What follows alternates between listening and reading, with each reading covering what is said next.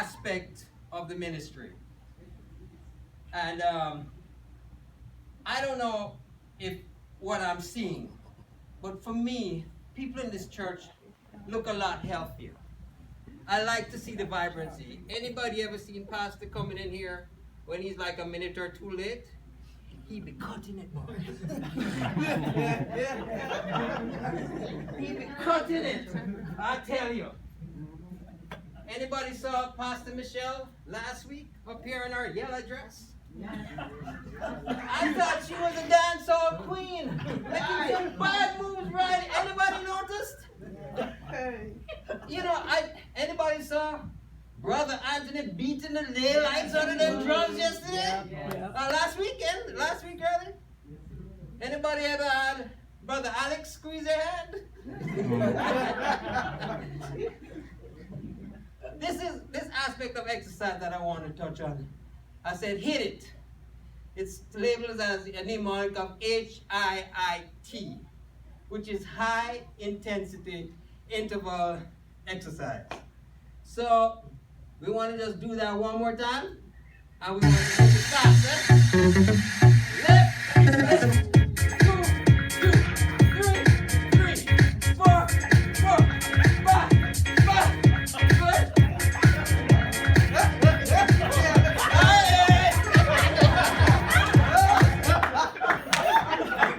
He said go fast. He said go fast. They gave me 10 minutes. But for me, music really helps me to do things, you know. I've been listening to a lot of Nigerian music recently. Oh my God. And I like it because they're not as schooled in the dance move. And I'm a person who never could dance. But I can do their thing because it's doing almost anything you want to do. And I got a good pretend in my mind. I just, I can really have mind games going on. So the whole thing about high intensity interval exercise, it's really to get your heart rate up to about 85-90% of what they consider maximum. And I guess the quickest, shortest way to calculate that is to subtract your age from 225, and then you get your maximum heart rate. So if you were 50 and you subtracted that from 225, you probably end up with 175, maybe around that. And then you're trying to get 80% or 90% of that, which would be about 140, 150. And then, of course, when you get up there, you're going to find that you're going to breathe differently. They say if you can really talk when you've done that, you haven't really reached there yet, Which, remember the disclaimer now, right? Remember the disclaimer. But I want to say that this is for any and everybody. Whether you're young, middle-aged, old, diabetic, heart disease, even check with your doctor. But basically they're saying it's kind of for everybody. And I always say, listen to your body. Now, I'm not coming to you as, I don't mean to keep you on side, please. Sorry. I'm stepping into pastor's role there. Yeah, we're saying this was for anybody. Yeah. Well, you guys can just sit in the front row. Yeah. And if you notice, we were created to move quickly. Sister Lisa has a baby. And it won't be long before that baby starts running and can't stop running. Because once she gets beyond that first step, it's like, He's gone. Yeah.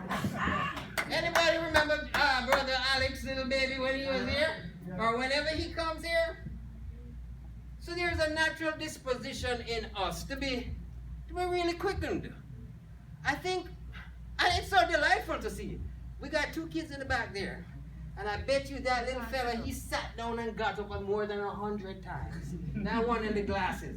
And his sister was doing it, they just can't keep still, they just keep moving, In our society, where I think it falls apart is once they start to go to school. You ever seen them go to the bus in the morning? Walk across the road, you parking. Oh my gosh, what a culture. Anyway, this is not about that. We're talking about getting the heart rate up to about that. And there is interval. So basically you're shooting to do it 30 seconds to 90 seconds of that high intensity, then you relaxed. You know, people say, well, if you do it for 30 seconds, you rest for a minute. You know, some people, but you want to try to get to maybe doing it for 30 seconds and resting for 30 seconds. Whatever. I'm not trying to make a rule. I'm really just trying to refresh your memories as to a principle that is innate in us, and how and try to give you some recall of how you used to do it. I mean, I remember back in the day, I went on some sand dunes near the oceans where they were reclaiming some land. And trust me, me and my cousin was there, and we saw a haggard person. Back in Jamaica, Jamaicans would know what I'm talking about. We used to call them Bagawaya. But Bagawaya is a very unkept person, and usually has a crocus bag over the thing. And believe me, as kids, we thought they ate kids or, you know, captured kids. So when me and my cousin saw Bagawaya trying to make a move for us, we took off running. I trust me, my whole life, I can't remember my foot not touching ground. When we moved, and tell me, we were running, we wasn't checking if he was near. We couldn't spare that. We had to run till we couldn't run no more, right? When we finally run out of gas and look, Bagawaya not in sight, you know? But, you know, we have different experiences. Some of us run to catch a bus. You know, some of us got housework to do, and you got an appointment, so you got to go faster. So as I say, I'm not here as a trainer, but just to introduce a principle to you, because as you're going to see, it has benefits. And it's a lot more efficient. Physiologically, it's a lot more oxygen demanding. It causes the metabolism of ATP to be more efficient, and whatever CMPs that they use in generating energy. So that's why it is good to be cognizant of it. Not that you're going to be necessarily embarking on a structured exercise program, but that in your day you might not necessarily want to park the closest to the grocery store. You might want to park a little further off where it's safe, and then you walk fast to the store, you know. I'm so impressed. You know, sometimes when I go to the island, you know, relatively, you know, our country is so much poorer than here. But when you see those people, they look so strong. They're just muscular, they move, they have a fluidity of movement. I mean, it's just beautiful to watch that kind of thing. Yeah. And as I said, you know, in your daily life, you can do it. I mean, I remember we used to do some karate training. 1, 2, 3, 4, 5, 6, 7, 8, 9, 10. 1, 2, 3, 4, 5, 6, 7, 8, 9, 10. Alright, Bruce Lee now. You didn't see that. That was so. But trust me, broke a sweat. Definitely breathing differently. My pulse is up. I might need a chair. With this type of exercise, there are some benefits. It gives us a well-being. But trust me, you know, I don't want you to think I've been doing this, you know. It's a concept that I've been aware of. No, this opportunity really led to a lot of learning, you know. I can't take it today. You know, your brother said, if he looks like that, I don't need it. Tennis every day. Oh, God. Yeah, I like tennis. I play tennis a lot. A lot. But it does give a sense of well-being. I just tried to say that when I went to Jamaica recently, I started to jog. But not only that, I started to jog. I started to go faster than a jog. You know, a lot of people think if I'm jogging, they laugh because it's ridiculously slow. But anyway, I started to run, and I could really feel my feet going. You know, I could really feel myself bouncing. Man, I felt good. It felt nice. Yeah. It felt really nice. And so when I came back here, I kind of knew I had that in me, so I kind of took it to another level.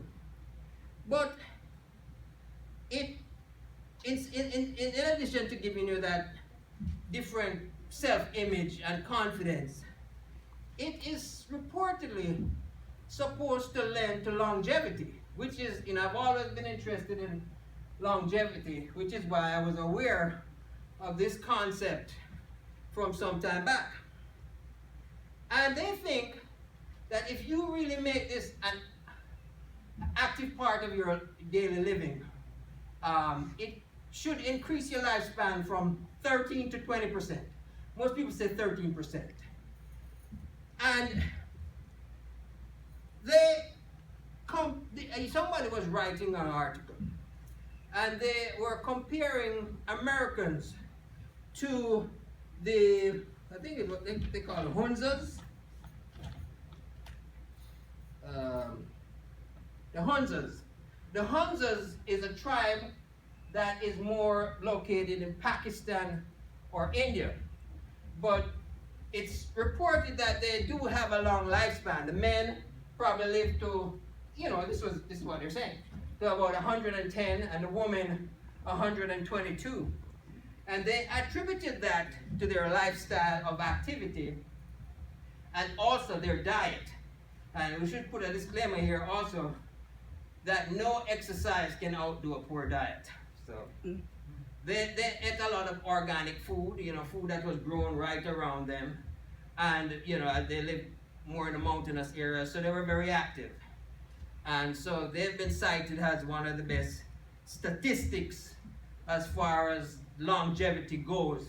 Of course, everything becomes equivocal. And the recent one I saw, which was really mind-bending, and this just recently came out, was that they were saying that moderate or high-intensity exercise doesn't help people with Alzheimer's disease. And, I just don't accept everything I hear. Right. Neither, if you tell me that's good for me, okay, I'll try it. But guess what? If I don't feel it, I'm not going to keep taking it. I really believe that you should have some kind of experience to say, yeah, this thing really works. Yeah, I took it, 5 minutes later the pain was gone. This is good. So, I'm more like that. But they say that the high intensity exercise really enhances your circulatory system. And more about that, but I was thinking about the wind. A gentle wind, it just rustles leaves. As the wind gets heavier, the trees start moving. As the wind gets heavier, a lot of other things start moving. Similarly, if you really want to say wash something, you get a pressure washer. That's what really moves the dirt.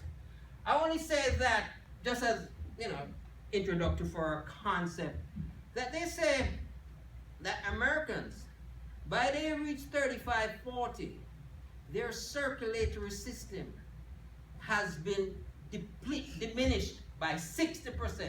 This is, I don't have a lot of scientific backup for this. It's just articles that I read. But it's a good concept. And they're saying that by you reach 60, your circulatory system is down about 80%. Now, in saying that, they also say that you must realize that in your body, there is some 60,000 miles of vasculature. Can you perceive that? That you have 60,000 miles of vasculature to you?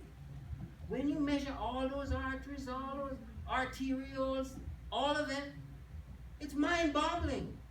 That is no wonder that when you lose even 60% of it, you're still functional because you still got another 20,000 miles at least of vasculature. So you think you're doing all right, but you really, they compare a 40-year-old American to a 90-year-old person from the Pakistan region we were talking about.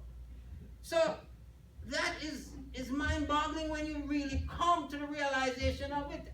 And when you see how people live on their phones and their pads and walk slowly to the bus, it's not surprising then anymore, We gotta be like Minister Winston, man.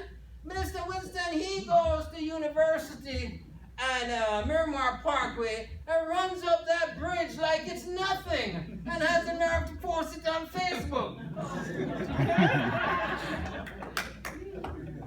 Minister Winston something else, you know, he's a wicked ping pong player. Yeah, Winston, he made me give it up, man. I had no chance at all. And they also say that the high intensity interval exercise, it also increases your lymph flow. And lymph and blood is all involved in taking nutrients and oxygen to the cells. But they think the lymph is a lot involved in removing some of the garbage, the junk, the toxicity from the cells. So it's important to have a good lymph flow. As a disclaimer, I just say this, that it says that when you do high intensity type of exercise, it decreases your libido a little bit. Grown people talk now. Right? Yours ears, brother. No, but despite that, it makes the experience a lot better. So they are really endorsing it. You're not as rabbity, but you're a lot more enduring and satisfying. Let's pretend. Okay, I am running with that. So my wife has given me the time signal. Guys, I just wanted to show you something here. You know, recently I came across exercise that's called, what is it? Burpees. And I wanted you guys to demonstrate burpees for us. All right, let's do some burpees, guys. All right. Go, what?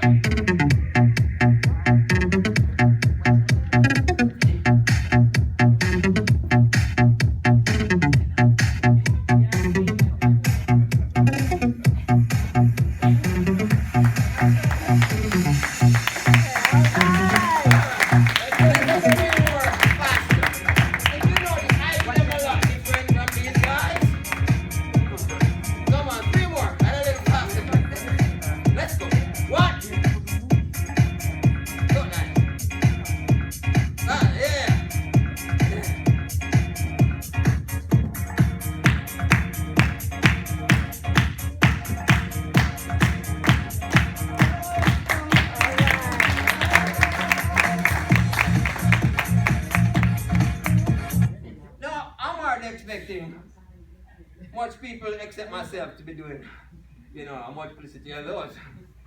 But, and I will be doing them. That's a secret right now. Of course, the other one that they seem to do a lot is what's called the Tabata squat. Come on, you guys know Tabata squat? It's something like you go like this, and you get up and jump, go like this. You think it works the whole body.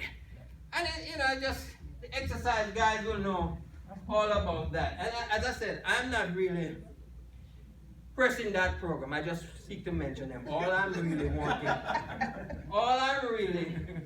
wanting is you guys to be aware of this concept and to incorporate it in your daily lives.